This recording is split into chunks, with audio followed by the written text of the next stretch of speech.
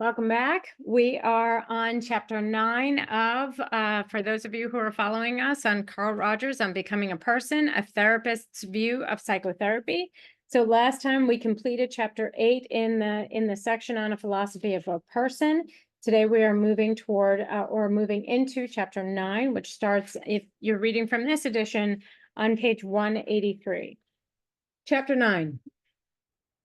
A therapist's view of the good life, a fully functioning person.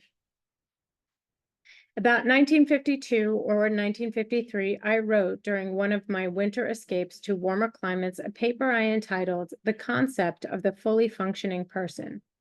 It was an attempt to spell out the picture of the person who would emerge if therapy were maximally successful. I was somewhat frightened by the fluid, relativistic, individualistic person who seemed to be the logical outcome of the process of therapy. I felt two questions. Was my logic correct? If correct, was this the sort of person I valued? To give my opportunity to mull over these ideas, I had the paper duplicated and in the ensuing years have distributed hundreds of copies to interested inquirers. As I became more sure of the ideas it contained, I submitted it to one of the major psychological journals. The editor wrote that he would publish it, but felt that it needed to be cast in a much more conventional psychological framework. He suggested many fundamental changes. This made me feel that it was probably not acceptable to psychologists in the form in which I had written it, and I dropped the idea of publication. Since then, it has continued to be the focus of interest for a wide diversity of people, and Dr. Hayakawa has written an article about the concept in his Journal of Semantics, etc. Consequently, this was one of the papers which came first to my mind when I completed the present book. When I reread, however, I found that in the intervening years, many of its most central themes and ideas had been absorbed, and perhaps better expressed in other papers I have included. So, with some reluctance, I have again put it aside and present here instead a paper on my view of the good life, a paper which is based upon the fully functioning person, and which expresses, I believe, the essential aspects of that paper in briefer and more readable form. My only concession to the past is to give the chapter heading a subtitle. My views regarding the meaning of a good life are largely based upon my experience in working with people in a very close and intimate relationship, which is called psychotherapy. These views thus have an empirical or experiential foundation, as contrasted perhaps with a scholarly or philosophical foundation. I have learned what a good life seems to be by observing and participating in the struggle of disturbed and troubled people to achieve that life. I should make it clear from the outset that this experience I have gained comes from the vantage point of a particular orientation to psychotherapy, which has developed over the years.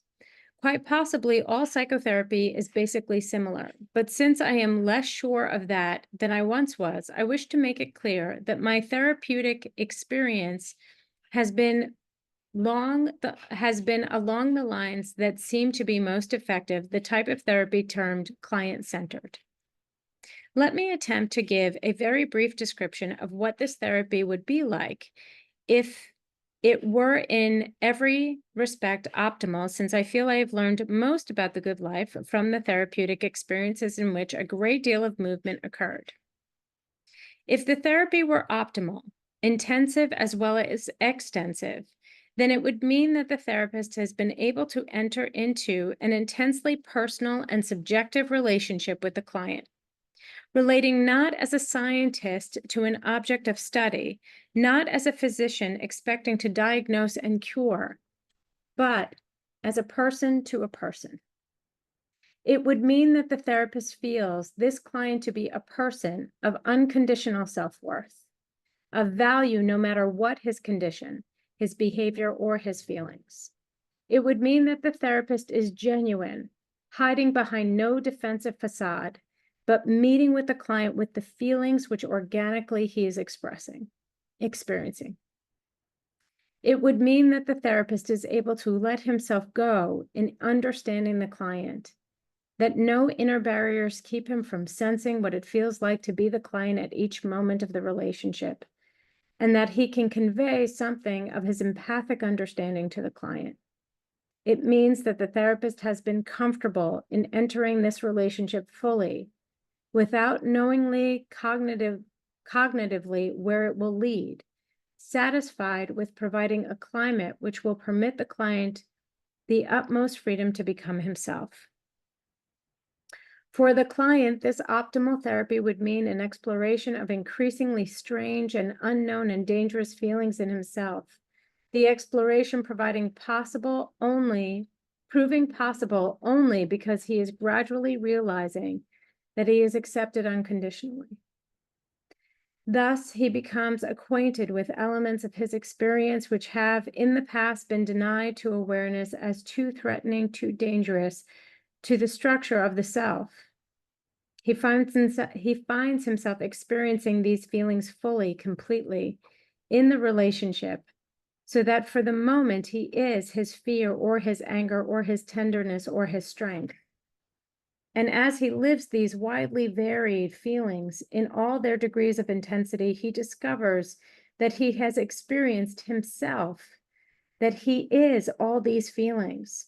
He finds his behavior changing in constructive fashion in accordance with his newly experienced self. He approaches the realization that he no longer needs to fear what experience may hold, but can welcome it freely as part of his changing and developing self. This is a thumbnail sketch of what client-centered therapy comes close to when it is at its optimum. I give it here simply as a brief picture of the context in which I have formed my views of the good life. Next section. A negative observation.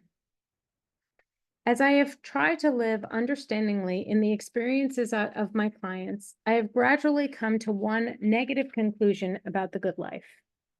It seems to me that the good life is not any fixed state. It is not, in my estimation, a state of virtue or contentment or nirvana or happiness. It is not a condition in which the individual is adjusted or fulfilled or actualized. To use psychological terms, it is not a state of drive reduction or tension reduction or homeostasis. I believe that all of these terms that have been used in ways which imply that if one or several of these states is achieved, then the goal of life has been achieved. Certainly for many people, happiness or adjustment are seen as states of being which are synonymous with the good life. And social scientists have frequently spoken of the reduction of tension or the achievement of homeostasis or equilibrium as if these states constituted the goal of the process of living. So it is with a certain amount of surprise and concern that I realize that my experience supports none of these definitions.